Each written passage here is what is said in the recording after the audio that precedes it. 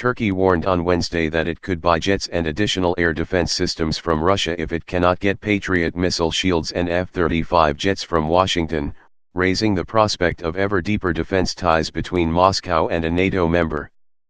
President Tayyip Erdogan's existing plans to buy Russian S-400 missile defenses have already alarmed the United States, which says they are not compatible with NATO systems and would compromise the security of F-35 jets Turkey is due to receive. Washington has offered Ankara both carrot and stick in response, proposing to sell it the Raytheon Co-Patriot systems instead of the S-400s, while at the same time warning of sanctions and a halt in the F-35 fighter jet sales if the Russian deal goes ahead.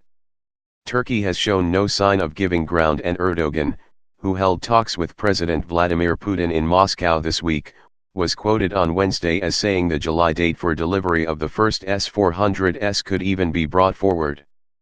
Foreign Minister Mevlut Cavusoglu also reiterated Turkey's stance that the S-400 purchase was a done deal and that it would meet its defense needs from elsewhere if necessary. If the United States is willing to sell, then we'll buy Patriots.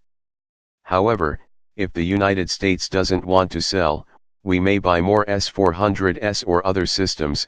If the F-35s don't work out, I will again have to procure the jets I need from elsewhere. There are Russian, Su-34, Su-57, and others. I will absolutely meet my needs from somewhere until I can produce it myself, he said.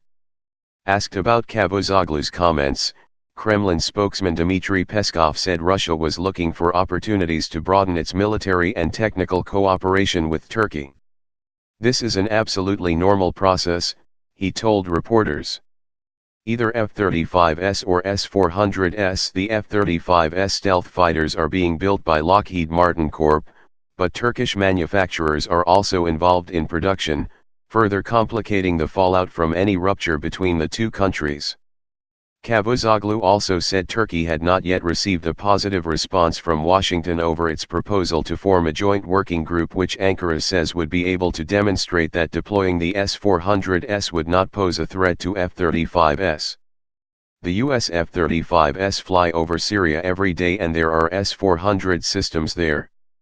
They pose no threats despite being systems that are completely under Russian control, so will they pose a risk when they are in Turkey's control, he said. On Tuesday, leaders of the U.S. Senate Foreign Relations and Armed Services Committees warned Turkey that it risked tough sanctions if it pursued plans to buy the S-400s. By the end of the year, Turkey will have either F-35 advanced fighter aircraft on its soil or a Russian S-400 surface-to-air missile defense system. It will not have both, Republican Senators Jim Risch and Jim Inhofe and Democratic Senators Bob Menendez and Jack Reed said. The standoff over the S-400s purchase is one of several issues straining ties between the two NATO allies. They have also disagreed on military strategy in northern Syria, Iran sanctions and the detention of local U.S. consular staff. Speaking to reporters on his return flight from Russia, Erdogan said he and Cavusoglu were constantly being pressured to abandon the S-400 deal. We answer that this deal is done, everything is settled.